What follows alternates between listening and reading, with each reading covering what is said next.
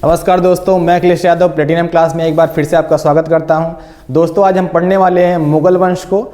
मुगल वंश में देखेंगे जो भी महत्वपूर्ण क्वेश्चन जो एग्ज़ाम के दृष्टिकोण से महत्वपूर्ण हो सकते हैं, इस सीरीज में मैंने रखा है। ठीक है, चलिए आज का सेशन स्टार्ट करते हैं। ये MCQ टाइप का आपका सेशन है जिसमें आपको क्वेश्चन के माध्यम से इस चैप्टर को अच्छे से बताया जाएगा, क्योंकि किसी भी एग्ज़ाम में जिसमें इतिहास का पोर्शन है तो इतिहास के पोर्शन में मुगल वंश एक बहुत ही ज़्यादा महत्वपूर्ण स्थान रखता है। इस वजह से इसको पढ़ना ज़रूरी है। तो हो सकता है कि मुगल वंश से अगर क्वेश्चन पूछे तो इसको अगर लगा के जाते हैं तो ज़रूर आपको फ़ायदा मिलने वाला है। ठीक है ना। तो हमारा जो सेशन है इसमें देखेंगे कि मुगल वंश के बारे में ही है, तो इसमें देखेंगे क्वेश्चन के माध्यम से सारी चीज़ें। पहला क्वेश्चन ये है, पहला क्वेश्चन कि 1526 में बाबर ने किस वंश के शासक को परास्त कर मुगल साम्राज्य की नींव डाली। इसके पहले मैंने जो बताया था सल्तनत काल चलता था। सल्तनत काल में लास्ट में इब्राहिम लोदी, लास्ट वाली वीडियो में जिन्होंने नहीं देखा है उसको प्लीज़ जाके देखेंगे। ठीक है, क्योंकि इसके पहले की जो भी चीज़ें हैं है ना, मैंने दिल्ली सल्तनत वाले में मध्यकालीन इतिहास में बता दिया है। ठीक है। तो मुगल वंश में पहला क्वेश्चन 1526 में बाबर ने किस वंश के शासक को परास्त कर मुगल साम्राज्य की नींव रखी थी, नींव डाली थी। तो कौन सा वंश था भाई? सैयद वंश, लोदी वंश, तुगलक या खिलजी वंश। तो कौन सा वंश है? जिन्होंने अच्छे से पिछला वीडियो देखा होगा वो इसका राइट आंसर एकदम 1 सेकंड के अंदर दे देंगे। चलिए, राइट आंसर क्या होगा भाई? लोदी वंश। तो आपको यहाँ पे बताना चाहेंगे कि लोदी वंश का उस समय शासक कौन था जब 1526 में युद्ध हुआ था। ठीक है, तो लोदी वंश है ना। तो पानीपत का जो प्रथम युद्ध होता है, पानीपत का प्रथम युद्ध होता है, प्रथम युद्ध जो होगा प्रथम युद्ध होगा है ना 1526 में, किसके किसके बीच में होगा? बाबर और इब्राहिम लोदी के बीच, इब्राहिम लोदी के बीच होता है युद्ध। ठीक है, और इस युद्ध में इब्राहिम लोदी की हार हो जाती है। किसकी हार हो जाती है? इब्राहिम लोदी की हार हो जाती है। ठीक है, और युद्ध स्थल में ही बाबर ने इसे मार दिया, यानी युद्ध स्थल में मारा गया। ये युद्ध स्थल में मारा गया। तो दिल्ली सल्तनत का कौन सा ऐसा शासक था जो युद्ध स्थल में ही मारा गया? तो इब्राहिम लोदी मारा गया। ठीक है, और इसी के साथ है दिल्ली सल्तनत समाप्त। इसकी मृत्यु के साथ दिल्ली सल्तनत समाप्त। ठीक है, दिल्ली सल्तनत समाप्त हो जाता है और अब एक नए राजवंश की स्थापना हो जाएगी जिसे हम कहेंगे मुगल वंश, जिसका संस्थापक है ना। नया वंश कौन सा होगा? नया वंश की नींव पड़ जाएगी। नया वंश जो हो जाएगा आपका मुगल कहलाता है। क्या कहलाता है? मुगल वंश। तो मुगल वंश की स्थापना पानीपत के प्रथम युद्ध के है ना खत्म होने के बाद हो जाती है, जैसे ही इब्राहिम लोदी हारता है।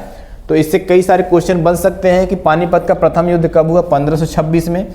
किसे हरा करके मुगल वंश की नींव पड़ती है? तो इब्राहिम लोदी यानी लोदी वंश के शासक को हरा करके यहाँ पे मुगल वंश की नींव पड़ती है। तो इस टाइप के बहुत सारे क्वेश्चन बनेंगे आपके।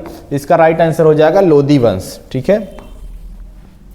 किस युद्ध में जीतने के उपरांत बाबर ने खजाने का मुंह अमीरों, सगी संबंधियों आदि के लिए खोल दिए और इस उदारता के लिए उसे कलंदर की उपाधि दी गई है ना। तो एक नहीं कई बात यहाँ पे ध्यान देना होगा। एक तो है कलंदर की उपाधि किसे दी गई है। ठीक है, तो किसे दी गई है?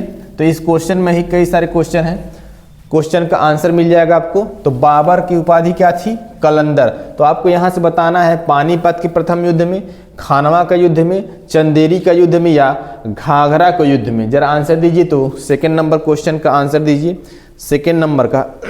तो कलंदर की उपाधि यहाँ पे देखेंगे, इसका भी आंसर क्या होगा?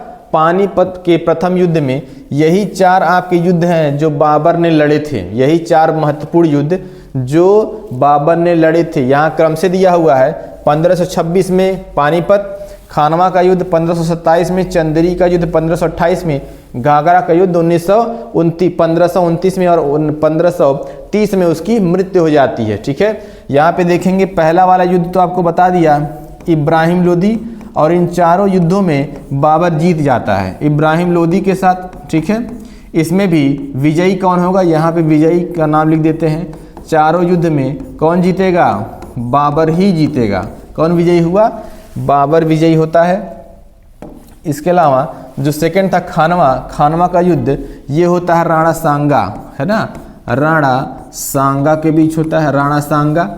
इसमें भी विजयी कौन होता है, बाबर हो जाता है, ठीक है। चंदेरी का युद्ध होता है मेदिनी रॉय के साथ, किसके साथ, मेदिनी रॉय के साथ होता है, मेदिनी रॉय के साथ होता है। इसमें भी जो जीतेगा वो बाबर ही जीतेगा। चौथा और अंतिम युद्ध होता है घाघरा का युद्ध 1529, जो कि किसके बीच, अब यहाँ पे देखेंगे कौन सा, इस वंश में देखेंगे, इस युद्ध में पहला जो होता है ना इब्राहिम लोदी के साथ होता है, और जो अंतिम होता है वो भी आपका लोदी वंश के ही एक शासक महमूद लोदी, कौन रहता है, महमूद लोदी के साथ, ठीक है। तो ये इसका भाई रहता है इब्राहिम लोदी का। तो इस अपने भाई की मृत्यु की बदला लेने के लिए महमूद लोदी इससे घाघरा का युद्ध करता है बाबर से, लेकिन उसके सोच के अनुसार सब कुछ नहीं होता और ये भी इस युद्ध को हार जाता है। इन चारों युद्ध में बाबर की जीत हो जाती है और मुगल वंश बहुत ही ताकत के साथ भारत में राज करना शुरू कर देता है, ठीक है। तो यहाँ पे देखेंगे कि महमूद लोदी सबसे लास्ट किस युद्ध में भाई हारा था, घाघरा में। मेदिनी रॉय, चंदेरी का युद्ध, राणा सांगा, खानवा का युद्ध, इब्राहिम लोदी, पानीपत का। इस क्वेश्चन का जो राइट आंसर है वो पानीपत है, लेकिन इसके अलावा ये तीनों युद्ध के जो आपके बाबर के अलावा जो शासक है ना, बाबर के अलावा जो शासक है, इनका नाम भी आपको याद रखना है, ठीक है। शॉर्ट ट्रिक में क्या देखेंगे, बाबर पानी पीता है किसके साथ, इब्राहिम लोदी के साथ, ठीक है। खाना खाता है राणा सांगा के साथ। चंदेरी की साड़ी पहनता है मेदिनी रॉय के साथ, और उसके बाद साड़ी पहन के घर चला जाता है महमूद लोदी के साथ। पानी पिया इब्राहिम लोदी के साथ, खाना खाया राणा सांगा के साथ, चंदेरी का साड़ी पहन के मेदिनी रॉय के साथ घर चला जाता है, ठीक है, किसके, महमूद लोदी के साथ, ठीक है। तो इस कुछ तरह से आप याद कर लेंगे इस चीज़ को। गुजरात विजय की यादगार में अकबर ने किसका निर्माण कराया, ठीक है। यहाँ पे एक चीज क्रम देख लेंगे हम कि सबसे पहले बाबर आया, ठीक है, बाबर। उसके बाद कौन आता है, बाबर के बाद हुमायूं, ठीक है। उसके बाद आता है अकबर, फिर जहांगीर, शाहजहां, ठीक है, औरंगजेब, ठीक है। ये मुगल वंश के प्रमुख और ताकतवर शासकों का क्रम है, ठीक है ना, ताकतवर, प्रमुख और ताकतवर, यानी 1526 से, ठीक है, यहाँ पे लास्ट 1707 तक, ठीक है। 1526 से 1507 तक ये मुगल वंश का, है ना, मुगल वंश का एकदम पीक टाइम था, यानी कि इस वाले रीजन में इस समय तक मुगल वंश अपने पूरे चरमोत्कर्ष पे था, यानी कि सबसे मजबूत अवस्था में था, ठीक है ना, यानी सबसे मजबूत अवस्था में, मजबूत अवस्था में था, ठीक है, सबसे मजबूत अवस्था में था, सबसे मजबूत अवस्था में था, ठीक है। लेकिन इसके बाद 1707 से लेके 1857 तक, है ना, जो अंतिम शासक रहता है, अंतिम शासक बहादुर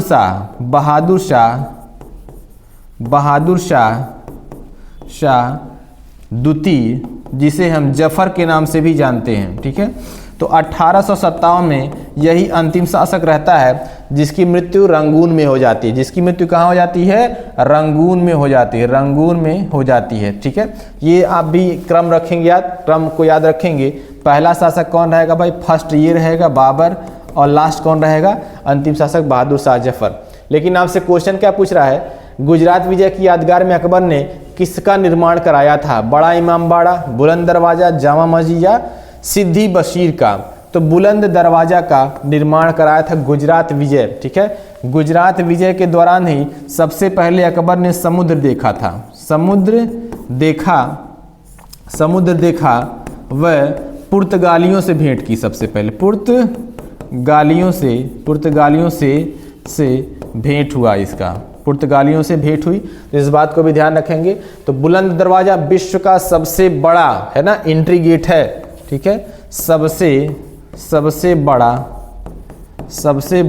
प्रवेश द्वार है, सबसे बड़ा प्रवेश द्वार है। किसका प्रवेश द्वार है? तो एक नगर बसाया था है ना फतेहपुर सीकरी नाम का, जो आगरा से 36 किलोमीटर की दूरी है। तो फतेहपुर सीकरी का एंट्री गेट यही है बुलंद दरवाज़ा, इस बात को भी ध्यान रखेंगे। तो आंसर है इसका बी। आईने अकबरी एक महान ऐतिहासिक कृति निम्नलिखित में से किसके द्वारा लिखी गई थी? अबुल फजल, अमीर खुसरो, फिरोज शाह या अब्दुल रशीद, ठीक है। तो अकबर अपने दरबार में 9 रत्न रखता था, जिसमें 9 रत्न में अबुल फजल भी थे, ठीक है ना। अबुल फजल और इनके बड़े भाई फैजी भी थे, जो इसके 9 रत्नों में शामिल थे। तो 9 रत्न रखने वाले 2 ही शासक हुए हैं। एक तो प्राचीन इतिहास में हमने देखा था, प्राचीन इतिहास में देखा था कि चंद्रगुप्त मौर्य द्वितीय विक्रमादित्य चंद्रगुप्त द्वितीय विक्रमादित्य 9 रत्न रखता था, ठीक है। अब मध्यकाल में देखेंगे कि 9 रत्न रखने वाला कौन सा शासक होगा? अकबर होगा, ठीक है ना। कौन होगा? अकबर होगा। इसी में बताना है आपको आईने अकबरी, ठीक है, आईने अकबरी एक महान ऐतिहासिक कृति किसके द्वारा लिखी गई थी? तो अकबर के 9 रत्नों में से थे अबुल फजल, उन्हीं के द्वारा लिखी गई थी। पानीपत की दूसरी लड़ाई 5 अप्रैल 1556 में किसके बीच हुई थी? अकबर और हेमू, राजपूत और मुगल, बाबर और इब्राहिम लोदी, या फिर सिकंदर और आदिल शाह। तो अकबर और हेमू के बीच में लड़ी गई थी। इसमें अकबर का साथ कौन देता है? अकबर का साथ उनका जो संरक्षक रहता है, अकबर का संरक्षक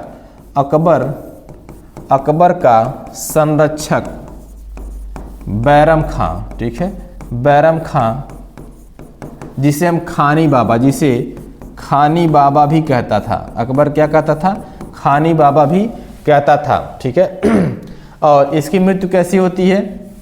इसकी मृत्यु ये हज यात्रा के दौरान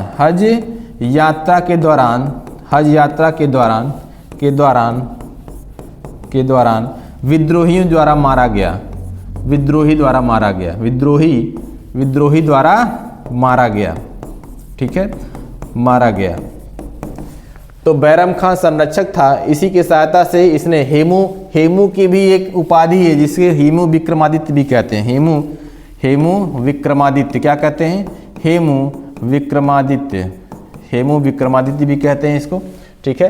तो अकबर और हेमू के बीच में पानीपत की दूसरी लड़ाई लड़ी गई थी 1556 में। 1526 में पानीपत की पहली लड़ाई लड़ी थी, इसको हमने बता दिया है। मुगल प्रशासन व्यवस्था में मनसबदारी प्रणाली को किसने प्रारंभ किया था? मनसबदारी प्रथा बहुत ही विशेष था, जिसे अकबर ने शुरू किया था। किसने शुरू किया था? अकबर ने। और ये मनसबदारी प्रथा क्या थी? यह एक पद था, ठीक है, जिसे 1000 का मनसब प्राप्त होगा, 500 का मनसब, 10,000 का मनसब, यानी जितना ज़्यादा मनसब प्रदान किया जाएगा उतना वो विशेष अधिकारी होगा, उतने उच्च पद पर वो आसीन होगा, ऐसा मानना था, ठीक है। तो मनसबदारी प्रथा को लाने के लिए अकबर को जाना जाता है ना। अकबर ने और बहुत सारे काम किए, इसलिए ये एक मुगल वंश का सबसे श्रेष्ठ शासक कहलाता है। यानी मुगल वंश का क्या कहलाता है? मुगल वंश का सर्वश्रेष्ठ शासक, ठीक है, मुगल वंश का सर्वश्रेष्ठ शासक के रूप में इसे जाना जाता है, ठीक है ना। अकबर ने क्या क्या चीज़ें बनाई? अकबर ने क्या बनाया? आगरा का किला बनाया। आगरा का क्या बनाया? किला। आगरा का किला बनाया। लाहौर का किला बनाया। लाहौर का किला, ठीक है। इसके अलावा लाहौर का किला, इलाहाबाद का किला, इलाहाबाद का किला बनाया, ठीक है, इलाहाबाद का किला बनाया। और क्या बनाया? फतेहपुर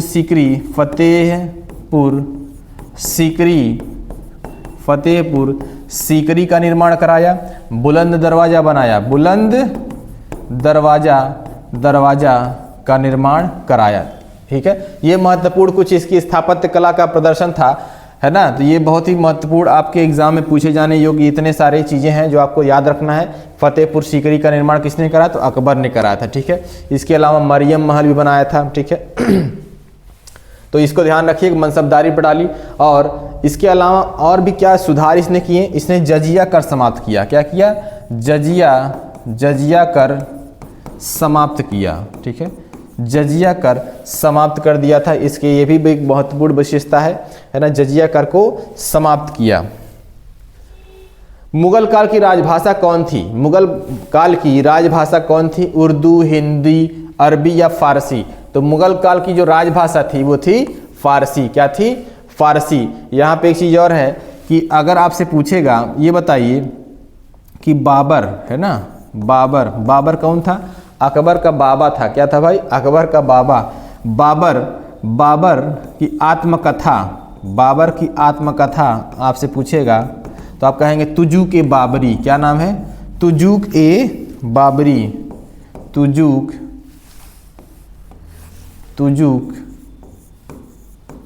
ए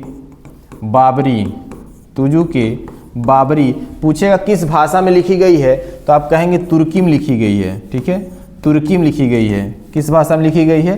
तुर्की में लिखी गई है। यहाँ पे बाबर की बात करेंगे, ठीक है ना, क्योंकि इसको पहले पढ़ चुके हैं, एक दो क्वेश्चन पहले। बाबर ने जब पानीपत की लड़ाई लड़ी उसमें उसने तोपखाने का इस्तेमाल किया था। तोपखाने का सबसे पहले तोपखाने का प्रयोग सर्वप्रथम किया था। ठीक है ना, सर्वप्रथम तोपखाने का प्रयोग किया था। इस बात को भी ध्यान देना है आपको। तो तुजुक के बाबरी मोस्ट इंपॉर्टेंट है। तो 7 नंबर क्वेश्चन का राइट आंसर होगा डी। मुगल चित्रकारी किसके शासनकाल में पराकाष्ठा चरमोत्कर्ष प्राप्त किया? शाहजहां। चित्रकारी की बात हो रही है। शाहजहां, अकबर, जहांगीर, औरंगजेब। तो यहाँ पे चित्रकारी की बात हो रही है। अगर स्थापत्य कला यानी कि अगर इमारतें बनाने के रूप में पूछा जाएगा तो उसमें शाहजहां का नंबर, यानी स्थापत्य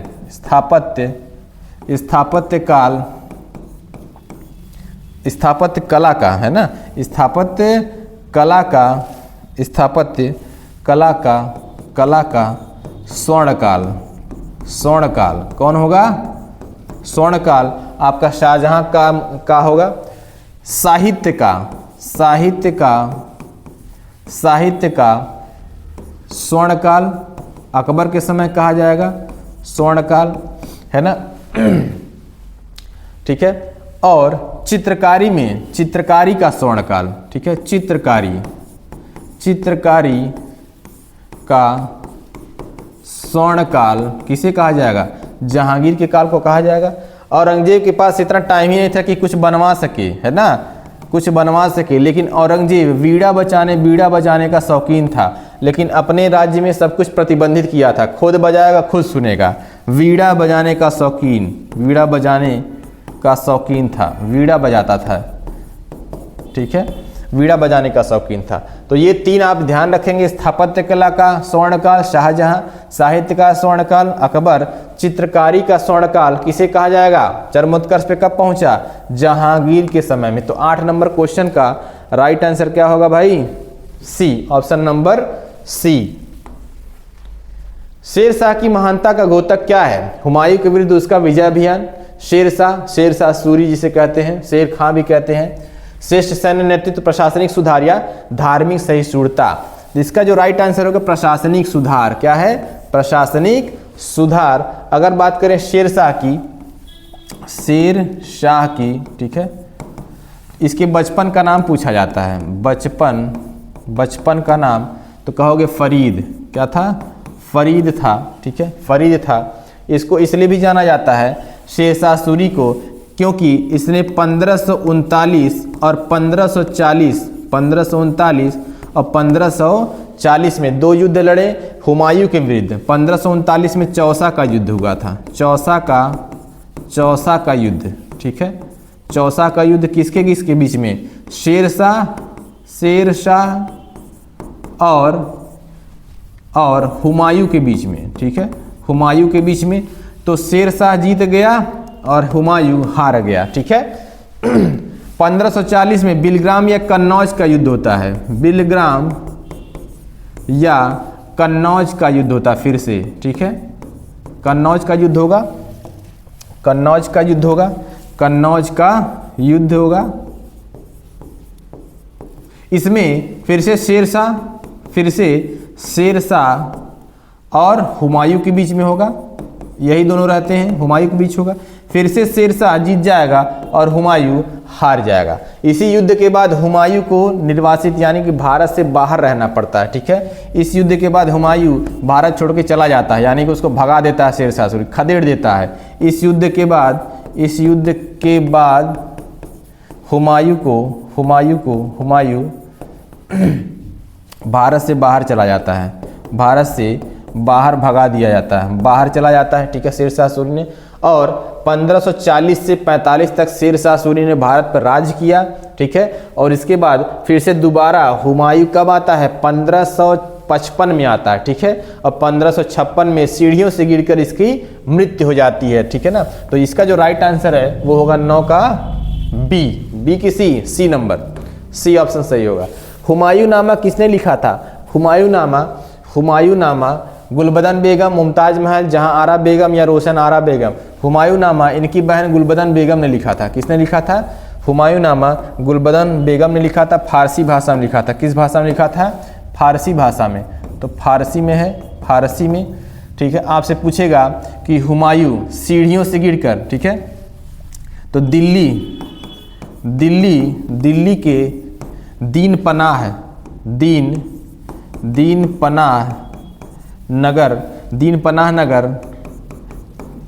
नगर में, ठीक है, एक पुस्तकालय था। दीन पनाह नगर में पुस्तकालय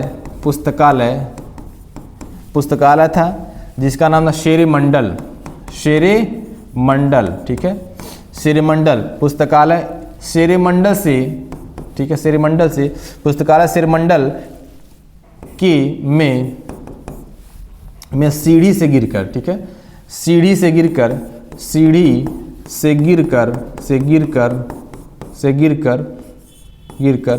किसकी मृत्यु हो गई थी? हुमायूं की मृत्यु हो गई थी। हुमायूं की मृत्यु हो गई।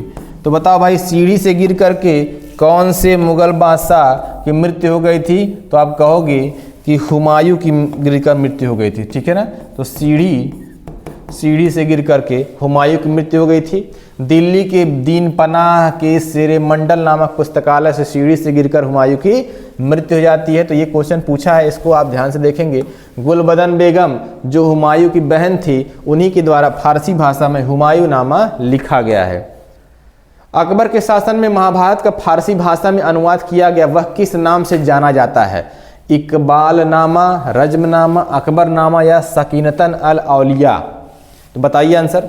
रज्मनामा क्या लिखा गया है? महाभारत का फारसी भाषा में अनुवाद किस नाम से जाना जाता है? तो रज्मनामा नाम से जाना जाता है। मोस्ट इंपॉर्टेंट है कि महाभारत का फारसी भाषा में अनुवाद रज्मनामा के नाम से किया गया है। अकबर के शासनकाल में भू राजस्व सुधारों के लिए कौन उत्तरदायी था? बीरबल, टोडरमल, जय सिंह, बिहारी मल। तो देखिए कि भू राजस्व सुधारों के लिए जो ज़्यादा आपका उत्तरदायी था वो थे राजा टोडरमल, ठीक है ना। ये क्या थे? राजस्व मंत्री थे। बीरबल क्या थे भाई? बीरबल इनके दोस्त भी थे, ठीक है। और दोस्त के अलावा और क्या थे? दोस्त के अलावा ये इनके सलाहकार भी थे, मुख्य सलाहकार। ये दोनों के दोनों इनके नवरत्न में शामिल है। तो बीरबल है ना। तो इसका जो राइट आंसर होगा वो होगा टोडरमल। रामचरितमानस के लेखक तुलसीदास किसके शासनकाल से संबंधित है? आपको बताना है कि रामचरितमानस जो किसकी कृति है? तुलसीदास की। किस काल से संबंधित है? कौन था शासक? चंद्रगुप्त विक्रमादित्य, वाजिद अली शाह, हर्षवर्धन या अकबर? तो रामचरितमानस के रचयिता तुलसीदास अकबर के शासनकाल में थे। किसके शासनकाल में थे? अकबर के शासनकाल में थे। किस युद्ध में बाबर ने जिहाद धर्म युद्ध का नारा दिया? तमगा नामक कर को समाप्त किया और युद्ध जीतने के बाद गाजी धर्म योद्धा की उपाधि धारण की। मोस्ट इंपॉर्टेंट क्वेश्चन है, ठीक है, इसको जरूर आप ध्यान देंगे, IMP लगा लीजिए, पढ़ के जरूर जाना है। जिहाद ये मतलब होता है धर्म युद्ध, ठीक है। जिहाद का नारा आप लोग सुने होंगे, टीवी में बहुत बार जिहाद का नाम आता रहता है। तो जिहाद यानी कि धर्म युद्ध, अपने धर्म के लिए युद्ध लड़ना, ठीक है। तमगा एक कर लगता था, टैक्स लगता था, जिसे इसने समाप्त कर दिया और युद्ध जीतने के बाद एक उपाधि धारण की, यानी कि गाजी की। गाजी यानी धर्म योद्धा के रूप में अपने आप को ये पेश किया। तो खानवा के युद्ध के बाद, घाघरा के युद्ध के बाद, पानीपत के प्रथम युद्ध के बाद, या फिर इनमें से कोई नहीं। 14 नंबर क्वेश्चन। तो खानवा के युद्ध के बाद ऐसा करता है, ठीक है, जिसमें खानवा के युद्ध में राणा सांगा से ये युद्ध जीत लेता है, ठीक है। तो गाजी की उपाधि, जिहाद का नारा, तमगा नामक कर समाप्त कर दिया खानवा युद्ध के समय में, ठीक है ना, ये बात ध्यान रखेंगे। राणा सांगा से जीता था। मुबैयान नामक पद्य शैली के जन्मदाता बाबर ने अपनी आत्मकथा, चलो बताओ, तुजुक ए बाबरी किस भाषा में लिखी है? आपको बताया है मैंने कि किस भाषा में लिखी है, फारसी में, उर्दू में, तुर्की में या अरबी में। तो इसने तुर्की भाषा में लिखी है, ठीक है, तुर्की भाषा में लिखी है, ठीक है। कहाँ से आया था ये बाबर कहाँ से आया था भाई? फरगना से आया था। कहाँ से? फरगना का निवासी है। आजकल ये उज्बेकिस्तान वाले क्षेत्र में है। कहाँ पे है? उज्बेकिस्तान वाले क्षेत्र में पड़ता है। फरगना का निवासी था, ठीक है। तो इसका जो राइट आंसर है तुर्की है, सी। किसने मुगल साम्राज्य की राजधानी को आगरा से दिल्ली स्थानांतरित किया? जहांगीर, औरंगजेब, हुमायूं, शाहजहां। 16 नंबर का आंसर जरा आप लोग दीजिए। 16 नंबर क्वेश्चन, 16 नंबर क्वेश्चन किसने दी? आगरा से दिल्ली स्थानांतरित की। 16 नंबर क्वेश्चन। तो राजधानी को आगरा से दिल्ली स्थानांतरित किया। दिल्ली से कहाँ किया? आगरा से दिल्ली किया। किसने किया? शाहजहां ने किया। शाहजहां ने क्या क्या बनवाया भाई? शाहजहां ने क्या क्या बनवाया? ताजमहल बनवाया है, ताजमहल बनवाया। ताजमहल के अलावा आगरा का लाल किला, एक मिनट, आगरा नहीं, दिल्ली का लाल किला। आगरा का किला हो गया ना, किसने बनवाया था? अकबर ने बनवाया था ताजमहल। उसके बाद लाल किला बनवाया। लाल किला के अलावा जामा मस्जिद बनवाया, ठीक है, जामा मस्जिद बनवाया। इसके अलावा दीवाने आम, दीवाने खास,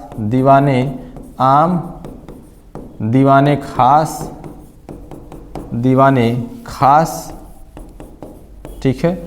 शाहजहां मयूर सिंहासन, ये सारी चीज़ें किसने बनवाई? शाहजहां ने बनवाई।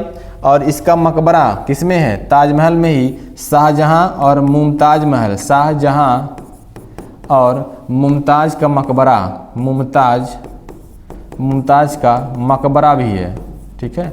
मुमताज का मकबरा जो कि ताजमहल कहलाता है, वही है मकबरा, ठीक है। जहांगीर ने अपने दरबार में, है ना, यानी कि अपने महल के बाहर क्या लगवाया था? न्याय की जंजीर, न्याय के लिए, ठीक है ना, न्याय के लिए सोने की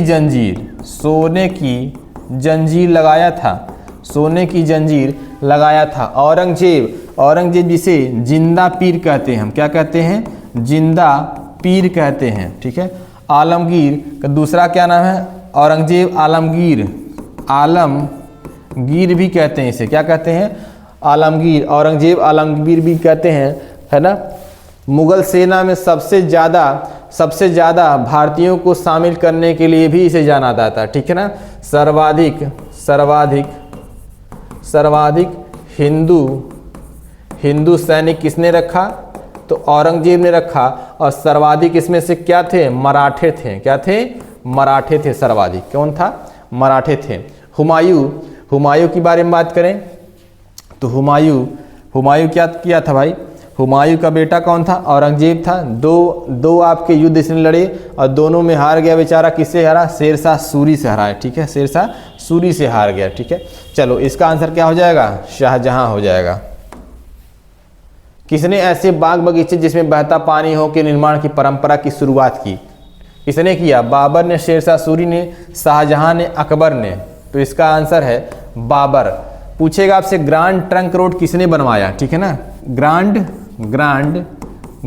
ट्रंक रोड जो कि लाहौर से है ना बंगाल तक है। कहाँ पे है? बंगाल तक।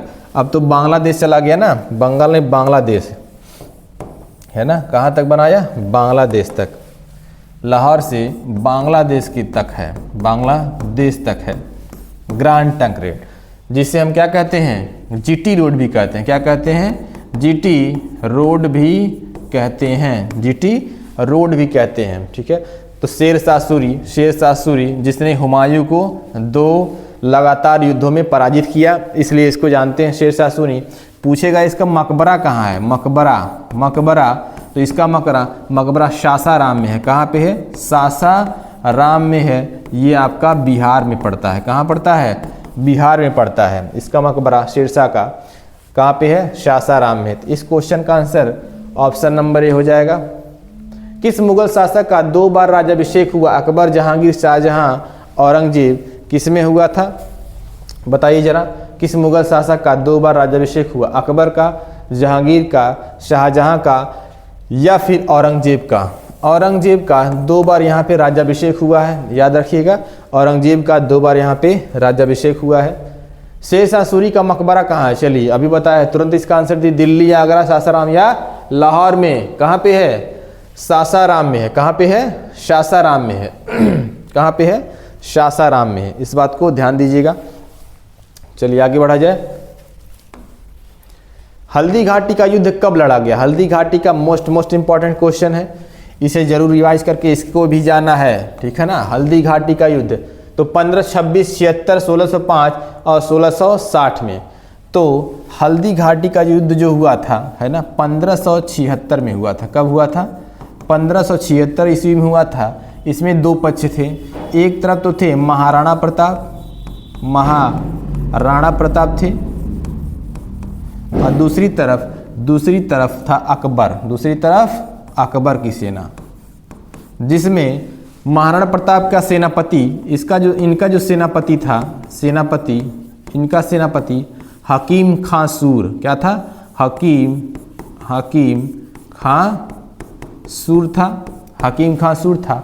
और अकबर का जो सेनापति था, अकबर का सेनापति मान सिंह था। कौन था? मान सिंह था।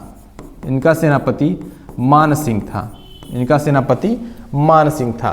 तो इसमें हकीम खां सूर को हरा देता है मान सिंह और मान सिंह जीत जाता है। इसका मतलब हल्दी घाटी के युद्ध में महाराणा प्रताप की हार हो जाती है और अकबर जीत जाता है। इनकी हार हो जाती है और इनका जीत हो जाता है। तो अकबर हल्दी घाटी के युद्ध में जीत जाता है। किसकी सहायता से? मान सिंह की सहायता से अकबर इसमें विजयी होता है। तो इसका जो राइट आंसर होगा क्या होगा भाई? Option number B right answer हो जाएगा। 1605 का दिन याद रखिए। 1605 ईस्वी में अकबर की मृत्यु हुई थी। 1605 में अकबर की मृत्यु हुई थी। 1605 में अकबर की मृत्यु हुई थी, ठीक है ना। तो इसका जो राइट आंसर है 1576। इस बात को ध्यान देंगे। किसने चौसा की लड़ाई 1539 में हुमायूं को पराजित किया था? इसका भी जरा आंसर दे दीजिए। तो चौसा, कन्नौज, ये सब मैंने बता दिया है। शेरशाह, महाराणा प्रताप, शिवाजी या इनमें से कोई नहीं। हुमायूं को पराजित किया था तो शेर खां या शेरशाह ने पराजित किया था। क्यों किया था ना? किसी को कोई दिक्कत? किया था कि नहीं किया था? किस मुगल बादशाह ने जजिया नामक कर पुनः लगाया था? समाप्त किसने किया था? बताया मैंने, अकबर ने, ठीक है। तो जजिया कर को समाप्त किया, ठीक है। फिर एक बार ये जजिया कर लगा दिया जाएगा, है ना। किसके द्वारा? जिंदा पीर के द्वारा, यानी औरंगजेब के द्वारा लगा दिया जाएगा। औरंगजेब को क्या कहते हैं? जिंदा पीर कहते हैं। इसके कुछ ऐसे चारित्रिक गुण थे जिसके कारण इसे जिंदा पीर कहा जाता है और औरंगजेब आलमगीर के नाम से भी जाना जाता है। तो ऑप्शन नंबर सी यहाँ पे सही हो जाएगा। शिवाजी ने मुगलों को किस संधि के द्वारा किलों को स्थानांतरित किया? चित्तौड़, पुणे, पुरंदर या तोरण? तो यहाँ पे जो आपका पुरंदर की संधि होती है ना, पुरंदर की संधि होती है, इसके द्वारा शिवाजी है ना, शिवाजी के किले जो है वो बहुत सारे किसको दे दिए गए हैं, किसको दिए गए, औरंगजेब को दे दिए गए। ठीक है, तो इसमें ऑप्शन नंबर सी करेक्ट हो जाएगा। किस वर्ष बैसाखी के दिन 13 अप्रैल को गुरु गोविंद सिंह ने खालसा पंथ की स्थापना की? तो खालसा पंथ की स्थापना कब की थी? 1650, 1699, 1750 और 1799। तो स्थापना की थी 1699 में। तो सिखों में 10 गुरु हुए हैं, तो 5वां ध्यान रखिए, गुरु अर्जुन देव थे, 9वें तेग बहादुर, और लास्ट में कौन रहता है, कमेंट करके बताइएगा। मुगल प्रशासन में मुहतसिब क्या था? सेनाधिकारी था, विदेश विभाग का प्रमुख था, लोक आचरण अधिकारी था, पत्र व्यवहार विभाग का अधिकारी था, या क्या था? 25 नंबर का आंसर दीजिए। तो 25 नंबर क्वेश्चन का राइट आंसर दीजिए। विदेश विभाग का प्रमुख, सेना अधिकारी, पत्र व्यवहार विभाग का अधिकारी, या क्या था? लोक आचरण का अधिकारी। लोक आचरण का अधिकारी क्या कहलाता था? मुहतसिब कहलाता था। लोक आचरण का अधिकारी मुहतसिब कहलाता था। मयूर सिंहासन तख्त ए ताऊस पर बैठने वाला अंतिम मुगल बादशाह कौन था? शाह आलम प्रथम, मोहम्मद शाह रंगीला, बहादुर शाह, या जहांदार शाह? कौन था भाई? मोहम्मद शाह रंगीला। इसको तो जानते ही होंगे, नहीं जानते तो जान लीजिए। तो मोहम्मद शाह को रंगीला बादशाह भी कहते थे। ठीक है, एक क्वेश्चन ये पूछता है कि घृणित कायर है ना, घृणित कायर, मुगल शासकों में घृणित कायर किसे कहा जाता है? तो फर्रुख सियार, फर्रुख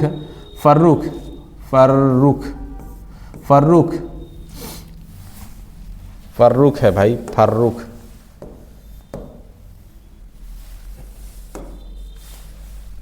फर्रुख शियर। ठीक है, फर्रुख शियर को क्या कहते हैं?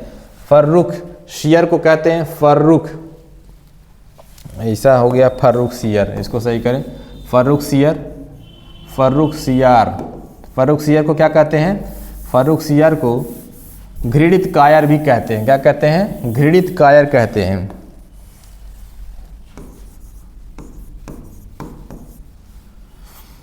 फर्रुख शियर, ठीक है, फर्रुख शियर को घृणित कायर कहते हैं। रंगीला बादशाह के नाम से मोहम्मद शाह को जाना जाता है। रंगीला बादशाह के नाम से क्या कहते हैं? इसे रंगीला बादशाह भी कहते हैं। अब यहाँ पे लिखा है कि बैठने वाला अंतिम मुगल बादशाह कौन था? तो मोहम्मद शाह रंगीला था। कौन था? मोहम्मद शाह रंगीला था अंतिम रूप से बैठने वाला। अगर पूछेगा मयूर सिंहासन या तख्ते ताऊस बनाने वाला कौन है, तो कमेंट करके बताइए। इसका मैंने क्या बताया कि मयूर सिंहासन किसने बनाया था। औरंगजेब ने दक्षिण में जिन 2 राज्यों को विजित किया वे थे अहमदनगर, बीजापुर, बीदर व बीजापुर, गोलकुंडा और अहमदनगर। इसका आंसर दीजिए। 27 का राइट आंसर दीजिए। 27 का क्या होगा? इसका राइट आंसर है बीजापुर एवं गोलकुंडा। क्या है? बीजापुर और गोलकुंडा। यहाँ पे औरंगजेब ने दक्षिण भारत, यही इसकी सबसे बड़ी भूल होती है, उत्तर भारत को छोड़कर इसने दक्षिण भारत पे विजयी अभियान चलाया। कुछ क्षेत्र तो मिल गए, लेकिन उसका उत्तर भारत का क्षेत्र पूरा इसका बिखर गया। इसी वजह से मुगल वंश अपने पतन की तरफ चल बढ़ा। कौन सा मकबरा द्वितीय ताजमहल कहलाता है? अनारकली का मकबरा, एतमाद-उद-दौला का मकबरा, रबिया-उद-दौरानी का मकबरा, या बीबी का मकबरा? ठीक है, तो यहाँ पे रबिया-उद-दौरानी का मकबरा या बीबी का मकबरा है ना, ये आपका करेक्ट होगा। इसे ही हम ताजमहल की फूहड़ नकल कहते हैं। ताजमहल की फूहड़ नकल भी कहते हैं। ताजमहल की फूहड़ नकल हम किसे कहते हैं? रबिया-उद-दौरानी का मकबरा को कहते हैं। एतमाद-उद-दौला का मकबरा किसने बनाया था? कमेंट करके बताइए। एतमाद-उद-दौला गियास बेग है ना, गियास बेग किसके पिता का नाम था? किसके पिता का नाम गियास बेग था, और उसे किसने एतमाद-उद-दौला का उपाधि से क्या किया? उसे नवाजा था। कमेंट करके बताइए। 28 नंबर का एतमाद-उद-दौला का 28 नंबर का आंसर होगा सी। अनवार-ए-सुहेली ग्रंथ किसका अनुवाद है? अनवार-ए-सुहेली पंचतत्व, महाभारत, रामायण या सूरसागर? किसका है? आंसर दीजिए। अनवार-ए-सुहेली पंचतंत्र। ठीक है, पंचतंत्र किसने लिखा था? विष्णु शर्मा ने। किसने लिखा था? विष्णु शर्मा ने। पंचतत्व के रचयिता विष्णु शर्मा। कौन था? विष्णु शर्मा। चलिए आगे बढ़ते हैं। किस सिख गुरु की मृत्यु के लिए औरंगजेब जिम्मेदार है? गुरु गोविंद सिंह, गुरु तेग बहादुर, गुरु रामदास या गुरु अंगद देव? चलिए 30 नंबर क्वेश्चन और आज का लास्ट क्वेश्चन है। ठीक है, आज का लास्ट क्वेश्चन है। तो यहाँ पे औरंगजेब ने, है ना, इस्लाम धर्म न कबूल करने के कारण गुरु तेग बहादुर को क्या किया? इनका सिर कलम करवा दिया था। यानी कि गुरु तेग बहादुर की मृत्यु में, है ना, औरंगजेब की सबसे बड़ी भूमिका थी। तो गुरु की मृत्यु के लिए औरंगजेब जिम्मेदार है। कौन था? गुरु तेग बहादुर। कौन है? गुरु तेग बहादुर। तो दोस्तों ये आपके इंपॉर्टेंट 30 क्वेश्चनों की सीरीज थी। ठीक है, तो इसे अच्छे से रिवाइज करके जाइएगा। ठीक है ना, इसी तरह की अच्छी वीडियो पाने के लिए हमारे चैनल को सब्सक्राइब करें, है ना। मिलते हैं अगले नेक्स्ट वीडियो में, जो हमारा आधुनिक भारत से होगा। और आधुनिक भारत से 2 से 3 क्वेश्चन आने की उम्मीद है, क्योंकि बार बार उससे क्वेश्चन ज़्यादा आते हैं। तो अगले सेशन में हम आधुनिक भारत के बारे में बात करेंगे, जो कि इतिहास का महत्वपूर्ण पोर्शन है। चलिए अच्छे से रहिए, पढ़ाई करते रहिए। मिलते हैं ऐसे ही बेहतरीन वीडियो के साथ नेक्स्ट लेक्चर में। तब तक के लिए थैंक यू, नमस्कार, बाय बाय।